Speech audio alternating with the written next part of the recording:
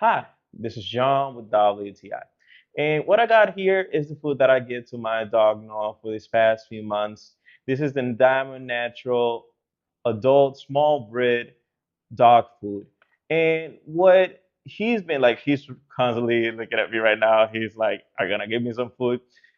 This is really good because he's enjoying the process of his food. Like the fact that the small food is like easier for him and his experience with like um, digesting or like processing the food. He enjoys it a lot. He eats it like there's no tomorrow, and he likes the flavor a lot. So it's like trying to keep him up with a good amount of protein and the fact that he's enjoying the whole process, rice, chicken, is always good to go for him.